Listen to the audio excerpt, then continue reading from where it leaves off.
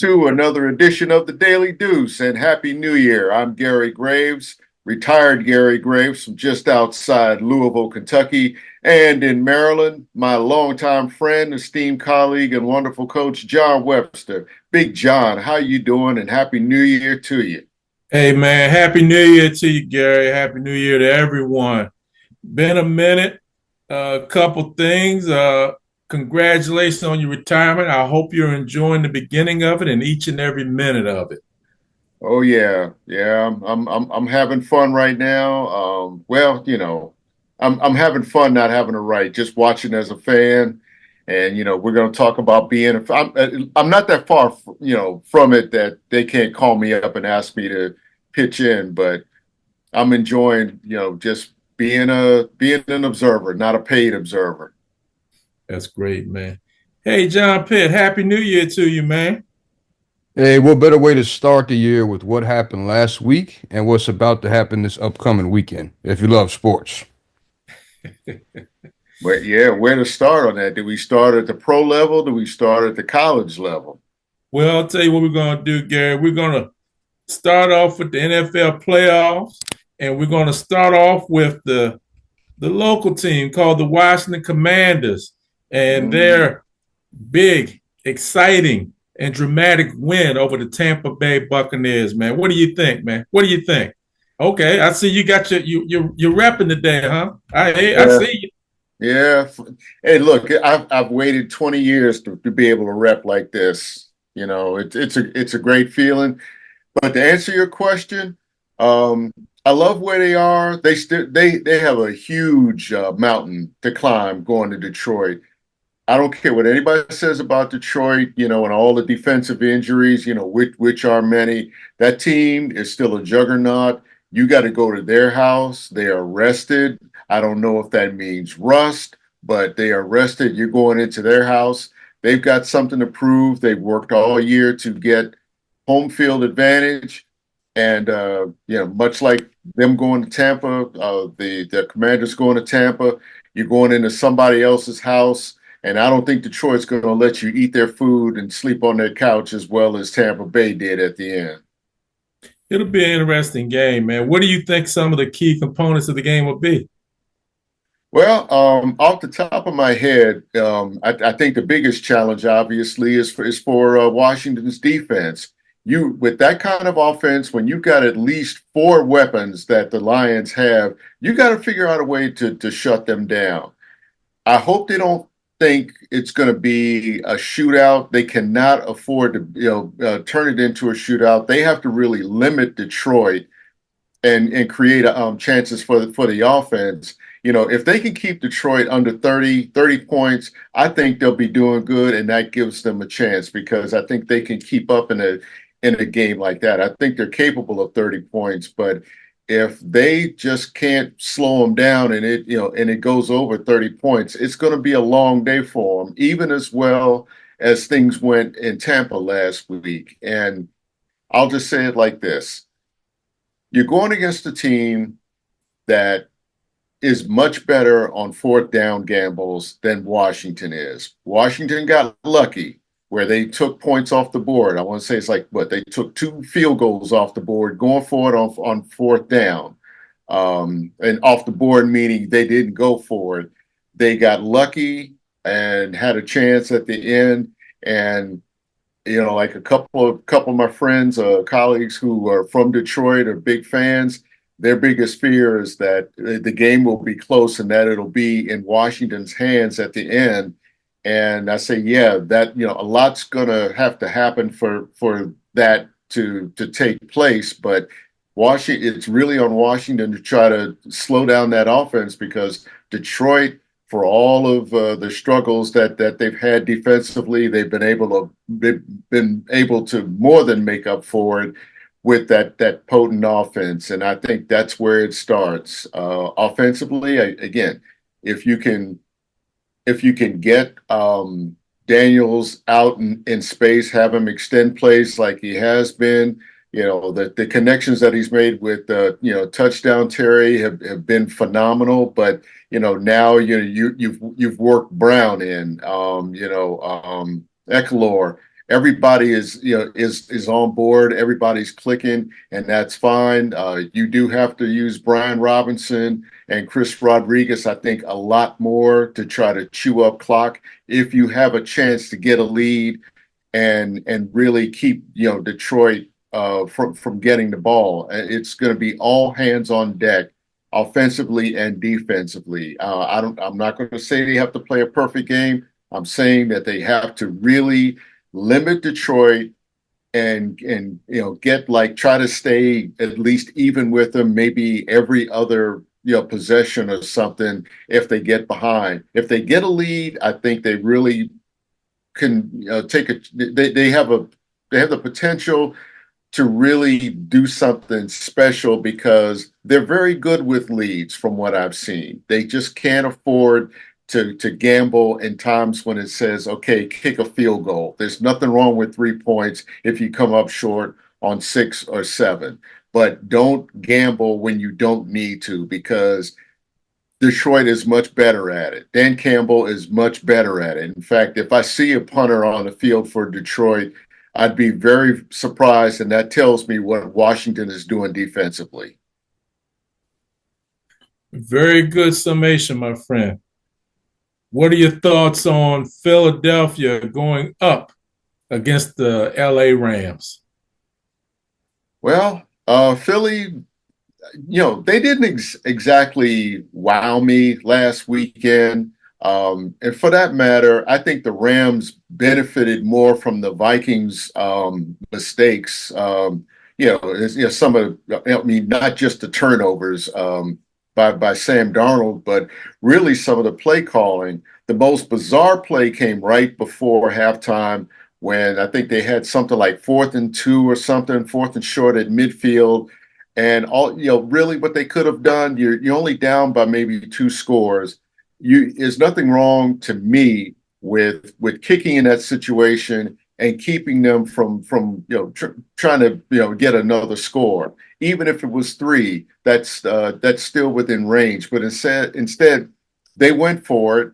He got sacked for something like 10 yards or something, and boom, it took 1 or 2 plays for the Rams to get that 3rd touchdown. And to me, it was game over at that point. And again, that was one that it was within reach for them, no matter how badly they were, no matter how mistake prone they were still within a couple of scores. But once they essentially gave them another free touchdown, in my opinion, it was done at that point. And they just could have they just rode the string out at that point, in my view.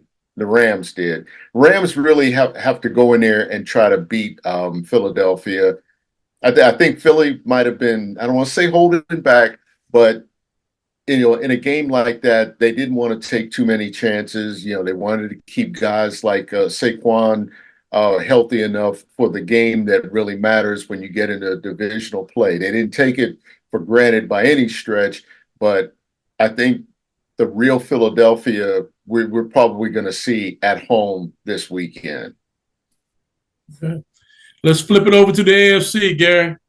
You got the Kansas City Invitational. They're playing the Houston Texans. What's your thoughts?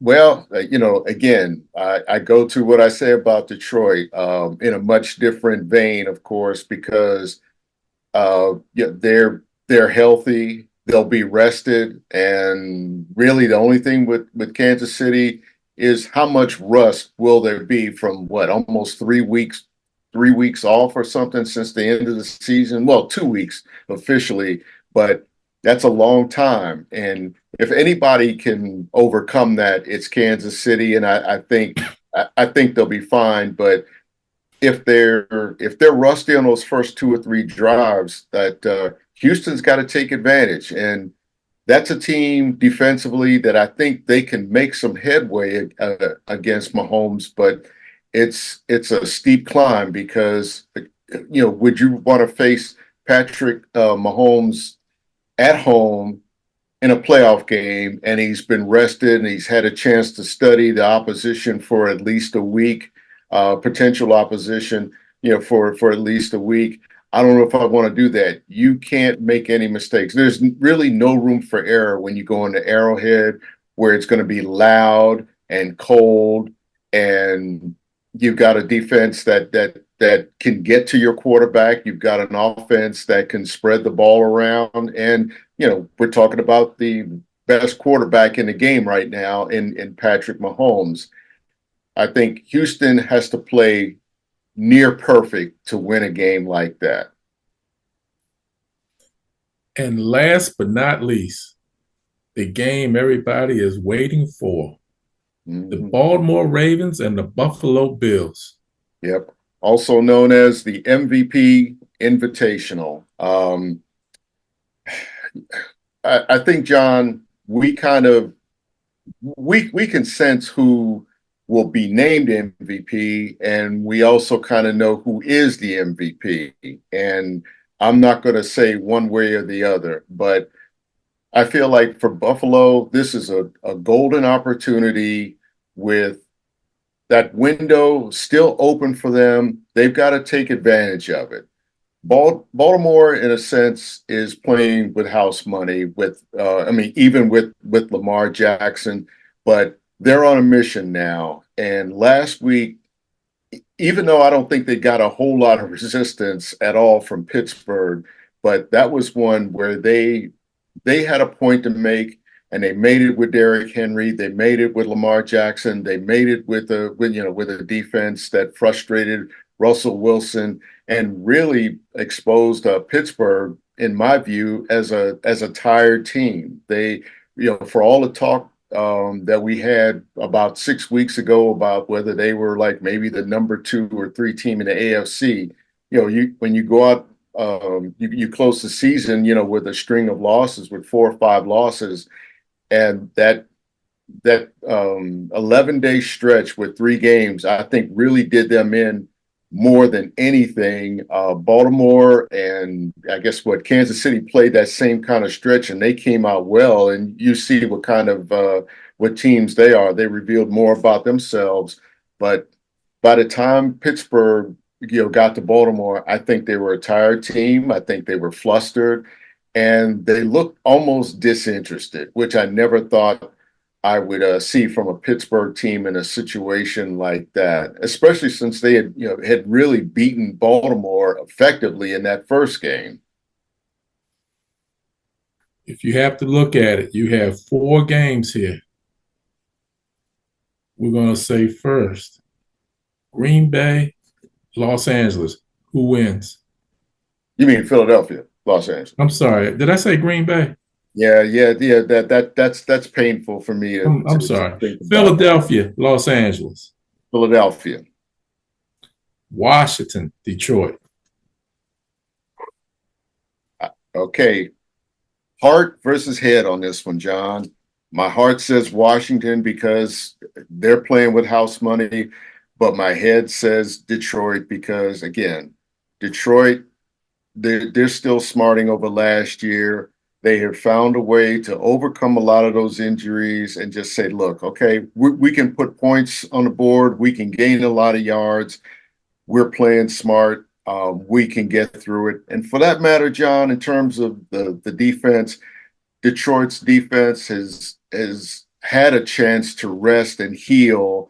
And if they can be, 60, 75%, that's better than a lot of teams. That's exactly why you play for home field advantage, to give your guys that 1 week rest and really recharge, for a grueling stretch of 3 games, potentially 3 games in 3 weeks, or I'll say, 2 games in 2 weeks, and then you get a break before the Super Bowl. But again, Detroit being Detroit, they are not going to let you come in and raid their refrigerator and sleep on their couch and seize the remote control from them. But Washington has got to do that. They're playing well enough to do that, but they've got to do it right away. They've got to set the tone right away, and really protect their quarterback better than they ever have at any other game in this season. So are you going with your head or your heart? I'm going with my head on this one because, again, John, you play for home field advantage for a reason. And teams, even if you don't get to the Super Bowl, teams take advantage of home field in those divisional rounds to get the championship game on their home field. Detroit is a very scary team, and they're a scary team because again, they've had a chance to rest and prepare. Dan Campbell has done a fantastic job in getting his team ready, for this moment. And after coming so close last year and being denied, I think they're going to really take advantage. They're on a mission, and I think they really want to get to that next level and reach their first Super Bowl. Really quickly here, we got to move to the next segment. Kansas City, Houston, who you got? Kansas City, and that's all I can really say. The All heavy right. lies the crown, but they've been strong enough to hold it up for three of the last four seasons. Baltimore, Buffalo. I'm taking Baltimore.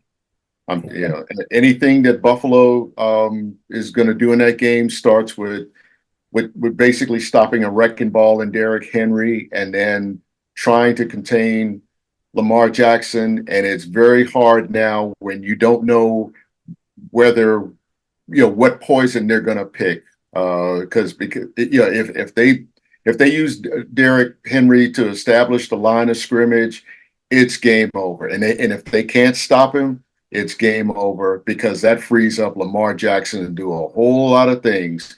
Baltimore's defense, I think, is more than capable of containing Josh Allen in the ground game, and they have a lot of weapons as well.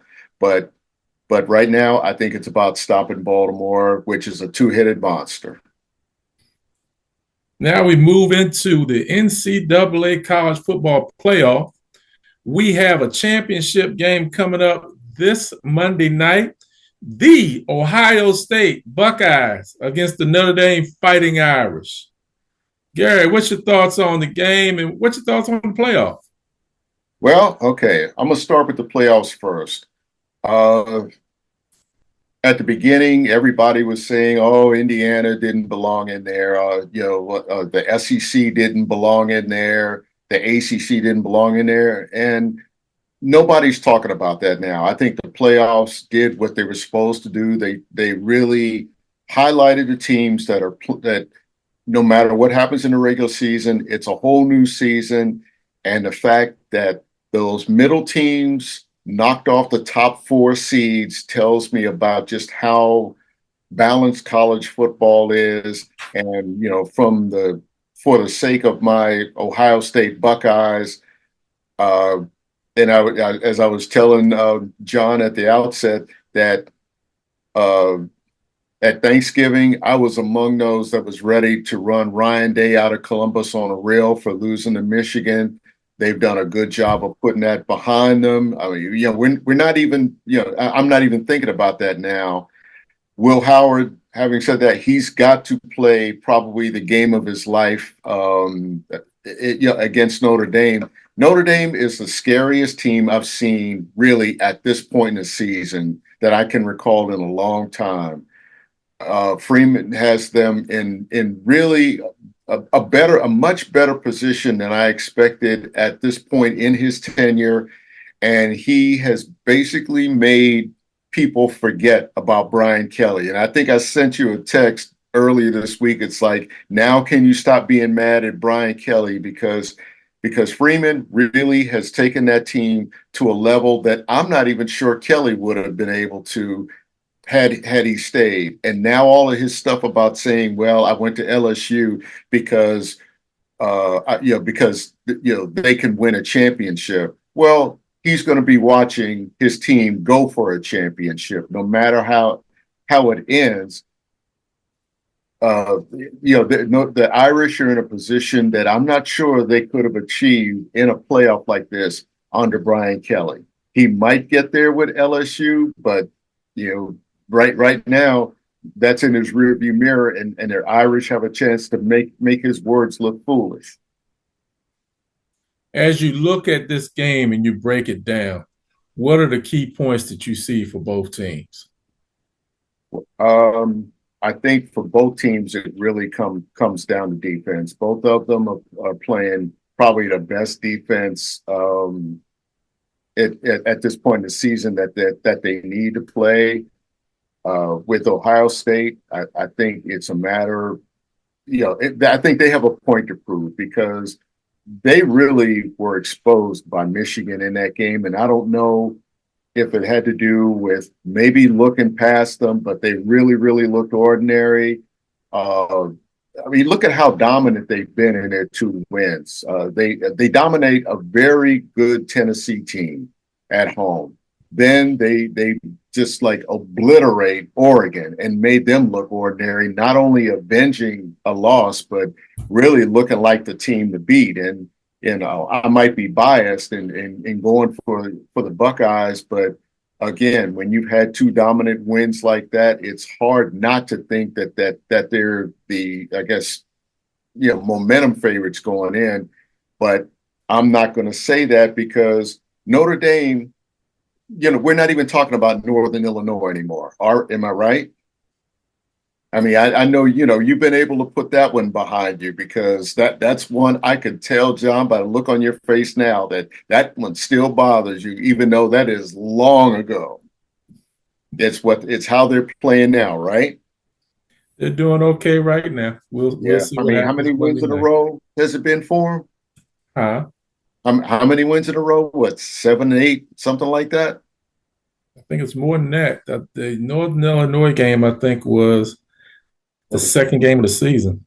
Yeah, okay, that's right. Yeah, so we're talking about at least 10 wins now, and this team kind of reminds me of the old Irish teams, under Lou Holtz. That um, they they might look shaky at some points during the season, but when it's on the line, they're playing their best. And I mean, they obviously have 2 impressive wins themselves. And I want to hear from you as a Notre Dame fan, what you think of how they're playing, because I can talk about how good, how effective Howard has been in the postseason, but I want to hear about what you think is Notre Dame's biggest strength going in.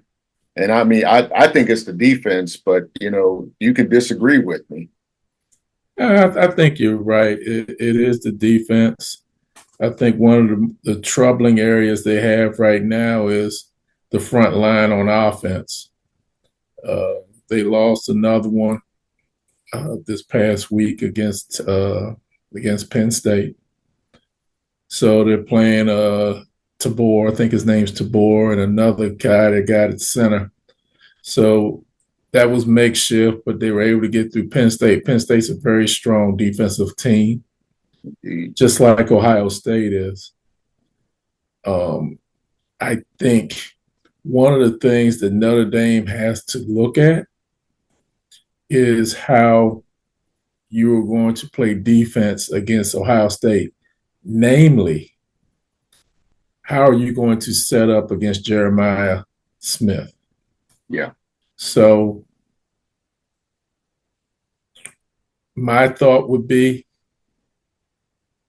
to double team him and put your best defender on the other side. That's my thought. I don't know what they'll do.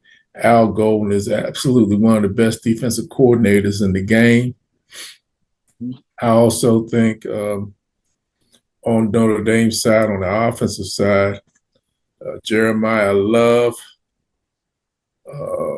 hurt his knee, so he's not 100%. Dakarian Price is the backup. He's been playing well. The problem with Notre Dame, no, we don't want to use the word problem. The challenge that Notre Dame is going to have is it comes into the passing game. Their passing game is ranked like 111th in the country. And there's only 120 teams, Gary. So that says a lot right there. Yeah. Raleigh Leonard is going to have another game like he had last week and find some open receivers. You have to be able to spread Ohio State out.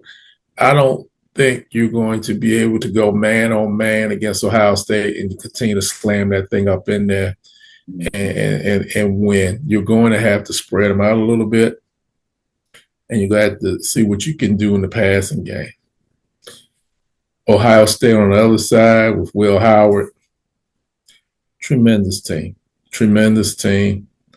They're playing. I just think they're playing on another level right now. No, they, as I've been saying to people, they're playing something different than everybody else is playing.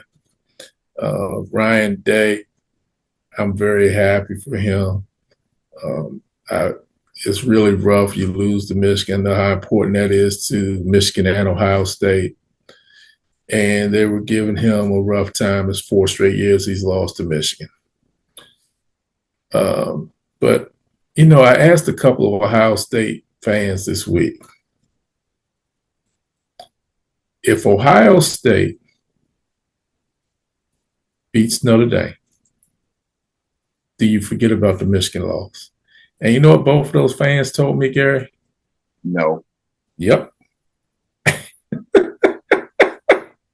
And yeah, fair or not, John, it's so weird when it comes to rivalry games, or that nobody cares who else you beat as long as you beat your arch rival. I mean, let's go to Alabama. That if you're Auburn, you can lose 10, 11 games, but if you beat Alabama, your season is made.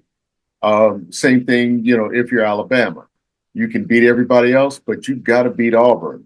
Nobody cares how good or bad the Tigers are. You got to beat them regardless, and that's fair or not. That's the standard that they set there. And rest assured that if Ohio State wins on Monday night and they're holding the trophy, that Michigan fans will probably still have T-shirts that say Ohio State national champions, Michigan, border champions or something like, they'll have that score like, Michigan, whatever, 13, national champions 12, or whatever that score was. I'm trying to put it out of my mind, but that's the way rivalries work. And I'll say it like this. I mean, I'll be happy for Ryan Day because sadly, as good as he's been there, with something like 60 something victories against everybody else, everybody's going to look at those 4 straight losses against Michigan as a dark mark against him. And, you hate that in the grand scheme of things, but that's just the way that rivalry is. And let's just say, what if Notre Dame had lost to USC? And here they are. And I guarantee you that all the Subway Irish fans probably would be like, how in the world did they lose to USC?